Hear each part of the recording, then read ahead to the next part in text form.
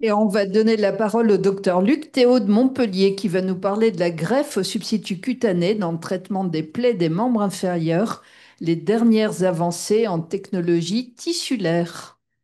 Merci Madame la Présidente, merci à l'Académie de chirurgie de nous recevoir sur ces sujets un peu ardus. Je ne parlerai pas des pansements et même des pansements avec technique de pression négative, puisque c'est le docteur Maume qui est chargé de ce sujet. Je ne parlerai pas de microchirurgie, bien que je suis heureux de voir dans la salle un de mes anciens maîtres qui m'a appris la microchirurgie à l'époque où j'étais un suppôt du fer à moulin. Et je vous parlerai de l'historique de la greffe cutanée vers les substituts cutanés et ces substituts qui ont parfois du mal à être véritablement substitutifs, si je puis dire, et se concentrer sur les plaies des membres inférieurs. Merci au professeur Vin, merci au professeur Benamou également. Donc j'ai quelques liens d'intérêt puisque je suis conseil occasionnel pour certaines compagnies. La greffe cutanée en pastille, ça a été dit, c'est Reverdin. C'est un prélèvement dermo-épidermique, c'est de l'agriculture, c'est de l'ensemencement basique qu'on peut faire dans une condition de stérilité tout à fait moyenne, au lit du malade, sous anesthésie locale. C'est facile, il y a des résultats variables, il y a des échecs fréquents, environ 25%. C'est inesthétique. Le principe est d'amener des kératinocytes qui vont sortir de leur petit greffon et qui vont coloniser le reste de la plaie quand elle-ci est bourgeonnante et non infectée. La qualité du résultat est évaluée à 4 semaines et ça peut être répété puisque c'est tout à fait inoffensif. La greffe d'épaisseur partielle est celle que l'on utilise dans les brûlés avec des prélèvements qui sont faits avec des machines, des dermatomes. On est à 2 à 5 dixièmes de millimètre, hein, pas de centimètre. L'évolution des zones donneuses pour des zones pas trop importantes ont évolué. C'était essentiellement la cuisse ou la jambe. Chez les grands brûlés, on prend ce qui reste. Souvent, chez les jeunes gens, filles ou garçons, on prévirage le crâne en rasant, en prenant 0,2, 0,3, et le bulbe pileux étant à 1 centimètre, on a une repousse des cheveux qui cache la zone donneuse qui peut toujours amener une cicatrice. La peau, elle est utilisée telle qu'elle, pleine ou amplifiée, par 2, par 4, par 6. Et en général, les résultats sont assez inesthétiques parce que justement, il y a cet aspect de peau de serpent qui est composé de zones où il y a un peu de derme et de zones où il n'y a pas de derme. La greffe de peau totale, c'est l'idéal. On aimerait en avoir davantage. Malheureusement, c'est une amputation du segment cutané. C'est solide, ça ne rétracte pas. Lorsqu'on a une paume de la main chez un ouvrier manuel ou une paume de pied, c'est la greffe qu'on va utiliser. Les surfaces disponibles sont limitées. Au niveau de l'aine, on ne peut pas aller au-delà de 14 sur 8, qui correspond à une surface palmaire de main. On peut utiliser les plis des coudes, du genou, rétro-auriculaire pour des petites surfaces. On peut utiliser des ballons d'expansion banque si c'est indispensable. Et les allogreffes de banque de tissu ont pris leur place parce qu'elles sont intéressantes à plus d'un titre. Elles amènent un sous-sol, elles amènent du derme. Et j'insisterai vraiment sur la nécessité d'avoir, lorsqu'on parle de reconstruction cutanée, d'avoir du derme, parce que c'est cette mécanique du derme, cette épaisseur, cet aspect cuir qui fait la résistance cutanée. Et on verra que les allogreffes de banque de tissu, l'épiderme est rejeté, il y a des cellules de Langerhans dedans, mais le derme n'est pas soumis au rejet. C'est un très bon support des cultures de kératinocytes. Malheureusement, c'est peu disponible. On a la chance dans notre pays d'avoir une banque de tissus qui est intéressante et qui le législateur nous permet de faire des prélèvements sur les comas dépassés, sur les cadavres sécurisés. Mais quand vous arrivez à un coma dépassé après le cœur, le poumon, le foie, les tissus, les os la cornée, bien souvent, il y a un refus de la famille sur ah non, pas la peau, et on a peu d'allogreffes. Les substituts cutanés. Alors là, c'est un peu la course à l'échalote parce qu'on a une classification américaine qui favorise le développement de choses qui ne sont pas véritablement substitutifs, et je vais y revenir, et qui sont des aides au développement. Tout à l'heure, on a parlé d'aide au développement de la cicatrisation. La cicatrisation, elle se fait par le sujet lui-même. L'essentiel de tous ces traitements, c'est d'amener à ce que le sujet puisse être revascularisé, être dans des bonnes conditions. Chez le brûlé, c'est la réanimation, et qui puisse cicatriser tout seul. Et donc, ce qu'on va amener, soit c'est une aide à la cicatrisation, soit c'est un remplacement de la peau. Et c'est un problème de sémantique. Depuis plus de 30 ans, ils sont de plus en plus nombreux. Malheureusement, sous le poids des lobbies, je dirais, il y a des petits excès d'appellation sur les substituts cutanés qui ne sont pas vraiment des substituts. Donc on a dans des dispositifs dits acellulaires. Acellulaires, c'est des dispositifs permanents qui se substituent aux dermes, qui proviennent essentiellement de collagène animal, qui sont recouverts d'un film de silicone et qui vont être une chirurgie en 2 temps. On va poser Integra, Nevelia, Pelnac, Novosor, plusieurs marques, ou sans silicone en un temps pour une chirurgie en un temps avec greffe immédiate, couverture. Dans les brûlés, c'est ce qu'on fait pour la face ou pour les mains. Ou des dispositifs temporaires, c'est-à-dire qui assurent une couverture temporaire et une aide à la cicatrisation. Il peut y avoir des peaux de cadavres, des peaux d'animal, de biobrane, qui est une collagène et polyuréthane, d'autres sous muqueuse de porc, acide hyaluronique, peau de poisson, membrane amniotique. Vous voyez, c'est très divers. Et dans les substituts cutanés acellulaires, c'est ceux qu'on a utilisés depuis 30 ans, ils peuvent être des dispositifs, il peut y avoir des dispositifs cellularisés, allogénique. Et là, actuellement, c'est un peu la discussion qui se fait actuellement sur faut-il utiliser des cellules qui, allogéniquement, qui viennent d'autres sujets et qui vont avoir des limitations dans leur capacité à cicatriser. Ou des cultures autologues, mais dont le délai de culture est de 3 à 4 semaines, l'allogénique étant immédiatement disponible. Donc là, il y a deux avenues dans la possibilité de réparer ces plaies chroniques. Donc, ces indications sont devenues au fil du temps assez larges pour des chirurgies dans des patients qui nécessitent une greffe de peau fine, dans des brûlures, dans des grandes pertes de substances, dans la chirurgie de révision de cicatrices, la chirurgie après des techniques dermatologiques comme le MOS, chirurgie post-laser, chirurgie des pieds, des mains, déhiscence de plaies, tendons exposés, plaies chroniques, etc. Ou des non chirurgicales sans greffe de peau pour des plaies du pied diabétique de petite dimension. On s'est rendu compte que certains de ces produits avaient une capacité d'induire une prolifération kératinocytaire au-dessus si on les laissait assez longtemps. Donc il y a vraiment là des composantes, je dirais, de type applicative qui sont intéressantes et les résultats cliniques sont également intéressants, sachant que derrière, il y a quand même peu de preuves, peu de preuves d'évidence suffisantes pour avoir des remboursements, et que même si les centres brûlés sont un peu privilégiés sur le plan d'accès à des solutions onéreuses, on a des tarifs qui sont relativement importants, à 6 euros le centimètre carré, par exemple, pour le derme artificiel. Les niveaux de preuve sont variables, bien souvent, vous voyez, entre 1B pour l'Integra jusqu'à 3B pour le Nevedia. Donc on a des preuves qui ne sont pas convaincantes pour nos législateurs.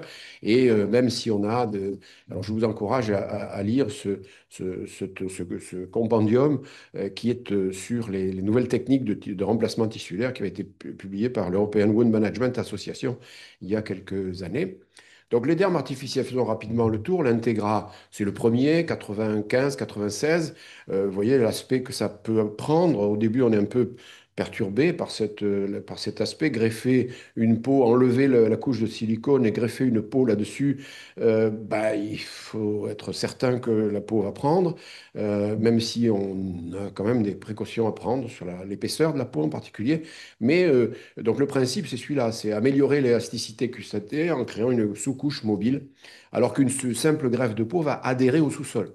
On l'a vu dans les années 2000, quand l'armée française avait décidé de faire un gros investissement sur les cultures de kératinocytes. Donc il y avait à Boston une firme qui produisait des kératinocytes. On les envoyait à Boston depuis Percy et ça revenait sur Percy avec un coût important. Et on arrivait à sauver des vies avec ces systèmes de kératinocytes. Il n'y avait pas de derme. Et sans derme, on avait des rétractions tellement importantes que même si la vie était sauve, la fonction était perdue pour toujours. Et le comité d'éthique a mis un haut là à partir des années 2003 ou 2004 en disant c'est pas possible, on ne peut pas survivre avec une fonction aussi perturbée, avec un menton qui se rétracte sur le thorax, des rétractions cutanées, axillaires, etc. Donc, on avait des solutions qui permettaient d'éviter de faire des lambeaux d'avoir des solutions qui étaient relativement simples à apporter. Ça sortait directement du frigidaire et on pouvait les appliquer. Donc, ça a été une des solutions. Le problème, c'est qu'on ne pouvait pas faire cultiver des cellules kératinocytaires sur ces substituts collagéniques. Donc, il fallait soit trouver un moyen d'apporter une vascularisation sous-jacente descente suffisamment importante. Par exemple, dans ce cas, une jeune fille qui avait de tendon extenseur qui était exposé et sur lesquels on a combiné de la microchirurgie avec un lambeau de fascia pur, sur lequel on a mis un derme artificiel et une greffe de cutanée pour avoir à la fois la fonction qui est récupérée et aussi un aspect relativement esthétique, sachant que sur des lambeaux, on a parfois un aspect un peu bulky qui peut interférer. On a eu, alors les diapos ne sont pas très jolis, mais en combinant les techniques de revascularisation, d'amélioration de l'état local par de la technique de pression négative de l'intégra, on voit qu'il y a une épidermisation spontanée qui peut se faire. Donc, on a obtenu ces résultats sur différents types de plaies chroniques. Sur le pied diabétique, c'est assez spectaculaire parce qu'on arrive avec une chirurgie en 2 temps, je dirais, à obtenir avec ces dermes artificiels quelque chose qui reconstitue un aspect plantaire qui est relativement efficace pour la marche. Également des solutions pour des vastes plaies qui peuvent permettre d'obtenir un résultat tout à fait fonctionnel, tout à fait compatible avec une vie presque normale. D'autres projets qui ont abouti, en particulier cette technique australienne hein, qui mélange du polyuréthane et des composés collagéniques. Et donc, vous avez là, c'est celle qui est actuellement, c'est ce produit qui est actuellement le plus utilisé dans la chirurgie des brûlés. Et au bout de 3 4 semaines, une greffe de profil.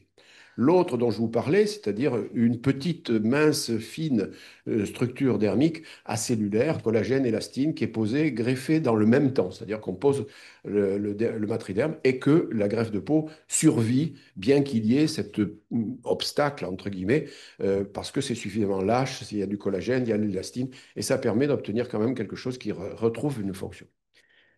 À l'autre bout de la chaîne, il y a les boosters de cicatrisation acellulaire. Il y a peu de preuves, il y a peu de remboursements, il n'y en a pas d'ailleurs.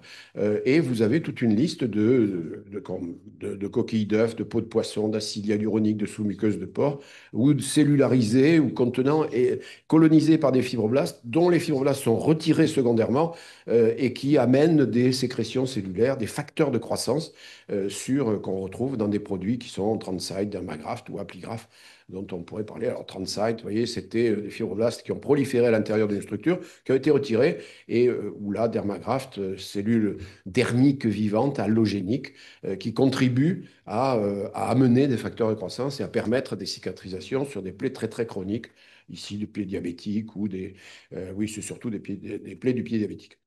Un substitut qui comprenait alors c'était des cellules venant de prépuces d'enfants opérés dans une clinique israélite à Seattle, validées par la Food and Drug. Les fibroblastes et les kératinocytes étaient cultivés sur ce substitut et on aboutissait à quelque chose. Urgo est en train de refaire la même chose actuellement, aboutit à une structure qui est relativement souple, qui ressemble à la peau, qui est pliable, qui est résistante, qui est suturable, mais qui n'a pas la capacité cellulaire en termes de potentiel à régénérer aussi vite la peau qu'une autologue. Culture à suite, il y a eu beaucoup de producteurs et on en a dans pratiquement tous les pays actuellement. Et même on peut en avoir en spray ou en reconstruction 3D sur des modèles qui permettent, ça c'est l'historique, hein, c'est celui de Boston dont je vous parlais, dans la couverture des grands brûlés. Donc monocouche de kératinocytes avec des résultats qui étaient intéressants sur le plan de la couverture, pas forcément sur le plan de la fonction. Actuellement, celui qui est le plus au top, on dirait, alors on me dirait, j'ai un lien d'intérêt avec eux, effectivement, donc je serai modeste, mais il semblerait que quand même la peau reconstruite ait un aspect cicatriciel qui améliore la cicatrice, du moins c'est l'objectif, et il y a une phase 3 qui est en cours de réalisation et qui peut permettre, sur les brûlures, qui peut permettre de confirmer ou non cette amélioration esthétique et une amélioration fonctionnelle, bien sûr. En conclusion, je dirais qu'il y a de plus en plus d'intérêt à l'obtention d'une belle cicatrice, d'une cicatrice fonctionnelle, d'une cicatrice qui permette, et on revient aux ulcères de jambes, qui permettent d'éviter la récidive. Parce que avoir une couverture, c'est bien, mais si, comme sur le pied diabétique, bien souvent, malheureusement, on a une récidive quelques mois après, on n'a pas job n'est pas fait. Et la détection précoce dans les cicatrices pathologiques. Autrement dit, messieurs les chirurgiens, surveillez vos cicatrices parce qu'il peut y avoir des petits problèmes à distance.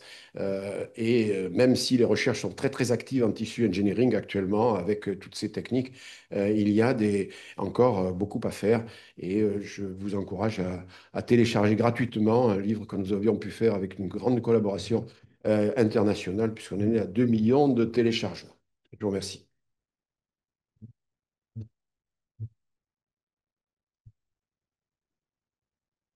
Très belle perspective hein, pour l'avenir. Et merci pour la proposition du téléchargement gratuit, je vais le faire. Est-ce qu'il y a des questions dans la salle, Albert Claude? Merci pour le micro. Merci beaucoup pour cette présentation très complète en fait d'un chercheur, hein. Donc, puisque c'est un vaste sujet.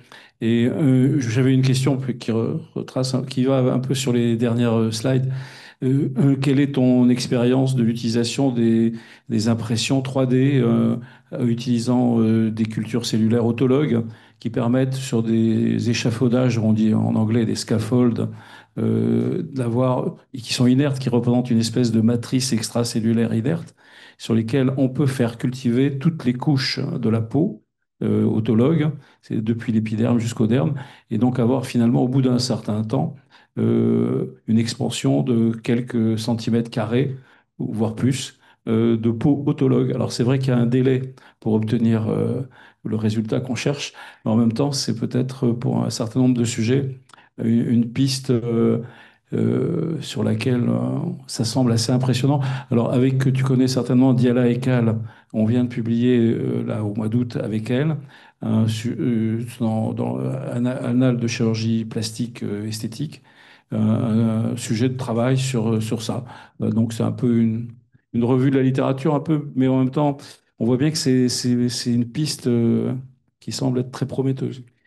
L'autologue, tu as tout à fait raison, l'autologue pour l'instant reste je dirais la capacité, voilà le Graal, la capacité maximale. On est limité par le temps et on se rend compte dans la phase 3 de Cutis que les 4 semaines, lorsqu'on a bien pris en charge le brûlé et qu'on a bien pris en charge la plaie et le patient, ben on a souvent des réépidermisations qui n'étaient pas attendues. Parce que justement, on est dans de très bonnes conditions. Donc, je crois que la combinaison de la réflexion sur l'état de la plaie et la possibilité de faire rapidement des... Alors, il y a les cellules cryopréservées et qui peuvent également être une solution. Je ne sais pas ce que tu en penses. Alors, est-ce que c'est un rêve qui un jour peut se réaliser? C'est que il puisse y avoir des banques de pautologues qu'on prélève préventivement et que qu'on puisse, mais c'est encore peut-être complètement fumeux, j'en sais rien. Tu en sais peut-être plus que moi ou qu'est-ce que vous en pensez? Parce que les dermatologues, vous devez réfléchir beaucoup à ça, j'imagine. Non, c'est des travaux en cours. Mais pourquoi pas? Parce que cette fameuse banque pourrait exister et qui est une capacité d'autogénération de différentes parties de notre corps humain, d'ailleurs, hein. Oui, Mais mais alors, on entre vraiment dans la science-fiction, mais je ne sais pas. je crois qu'effectivement, il y a des pistes qui sont en train d'être ouvertes justement sur ce tissu ingénierique. Le gros travail, et tu l'as dit, c'est sur la matrice. Les matrices ne permettaient pas la culture cellulaire et actuellement, l'évolution de l'ingénierie des matrices permet, avec des hydrogels en particulier, d'envisager des cultures relativement rapides. Donc l'idée qui est celle dont on parlait, d'avoir une petite quantité de peau quelque part et de pouvoir la multiplier sur des matrices qui les reçoivent bien à un moment où on en a besoin, voilà. Mais on est loin de la pratique actuelle. Nous avons une question dans la salle. Quelle est la place que prend l'infection et plus précisément toutes les problématiques de germes multirésistants dans votre pratique? Alors, l'infection, c'est l'ennemi, c'est le combat quotidien. Je pense que Sylvie en reparlera, c'est le sujet permanent avec un niveau d'infection faible, mais qui entraîne une inflammation chronique et qui est extrêmement péjorative, et l'infection visible qui arrête tout et qui détruit tout. Le taux de complications des greffes cutanées dans un centre de brûlé, avec, sur des grandes pertes de substances, c'est de l'ordre de 20-25%. Donc l'infection locale, c'est pas, pour l'instant, on n'arrive pas à totalement la contrôler. Euh, Après, est-ce que... et alors, si on parle de substitut cutané, c'est encore pire. C'est-à-dire que tout ce qui est collagénique va se régaler devant un germe. Et donc, on va avoir des pertes de tissus qui sont considérables. C'est un challenge. Ça reste un challenge important, surtout dans les brûlés. Alors, mais là aussi, vous allez voir, les techniques de pression négative permettent d'obtenir un tissu de bourgeonnement qui est totalement dénué de germes. Sylvie va en parler. Ce qui est intéressant, moi je me souviens interne, avec Michel Germain qui est là, on avait un principe qui était tout ce qui est tissu de bourgeonnement, il faut le retirer, une excision carcinologique du tissu de bourgeonnement. Avec l'apparition de la TPN, on s'est rendu compte qu'on avait un substratum qui était dénué de germes et sur lequel on pouvait construire avec des dermes artificiels collagéniques qui tenaient, qui ne s'infectaient plus. Donc les choses ont changé. Et la préparation du tissu de la plaie, la préparation de la plaie est devenue une partie importante justement de la lutte contre l'infection. Frédéric veut dire quelque Oui, chose. moi j'ai une petite question. Quelle est la place aujourd'hui pour toi de la greffe en pastille et du substitut cutané dans l'ulcère de jambe d'origine veineuse? Est-ce qu'il y a encore une place?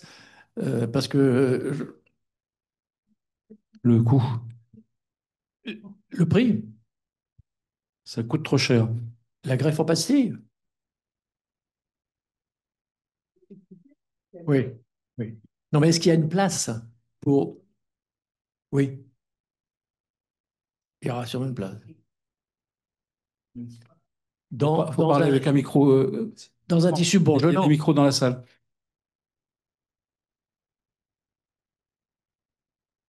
Une place sur un stade bourgeonnant, pas fibreux. Sylvie, Sylvie Maume qui parle. Oui, je pense que ça aura probablement un avenir. Actuellement, on arrive à moindre coût à couvrir des ulcères. Des grands ulcères, on veut faire des greffes enfilées, c'est pas quelque chose de très compliqué. À échéance, on pourrait l'envisager pour des grandes pertes de substances. Mais honnêtement, on a d'autres solutions qui sont pour l'instant moins onéreuses et qui prennent moins de temps. Parce que je dirais, on peut préparer une plaie et la greffer très rapidement en ambulatoire. L'utilisation des substituts, elle restera plus onéreuse, hein. Même si ça peut être absolument mis à la disposition des médecins et pas que des chirurgiens, hein. Je pense que à l'avenir, c'est ce qu'on souhaite, hein. Mais c'est pour des cas un peu particuliers. Les cas des brûlés, les localisations de plaies en face des articulations, des choses comme ça a certainement du sens. Je suis pas sûre que sur un ulcère de jambe chez une dame de 87 ans, ça a franchement du sens, quoi. Voilà. Une dernière question à distance avec une réponse courte. Quelle est la place de l'application des champs électromagnétiques dans la régénération de la cicatrisation des plaies? Oui, j'en ai pas parlé. Effectivement, là, c'est un axe, je dirais, en devenir. C'est-à-dire que c'est prometteur. On n'a pas l'étude randomisée contrôlée qui nous permettent de dire que le niveau de preuve est suffisant. Mais effectivement, il se passe quelque chose. Alors, dans l'électromagnétique, il y a des machines qui existent. Il y a le plasma sec, aussi, plasma froid aussi qui existe. Il y a les lasers qui existent. La radiofréquence, la luminothérapie, les ultrasons, les LED avec des gels qui contiennent des chromophores, qui font un feu d'artifice de longueur d'onde différente sur la plaie. Tout ça on le voit arriver. Il y a certainement des choses qui sont intéressantes. Reste à démontrer que ce qu'il faut, c'est au départ, on a quelque chose qui paraît intéressant dans toutes les situations de plaie chronique. Et puis petit à petit, on se rend compte que le réglementaire nous force à faire une étude randomisée sur un type de critères d'inclusion très limité. Et derrière, faut-il l'élargir? Mais pour l'instant, on n'a pas de réponse là, sur ce champ électromagnétique. Merci beaucoup. On est obligé de s'arrêter.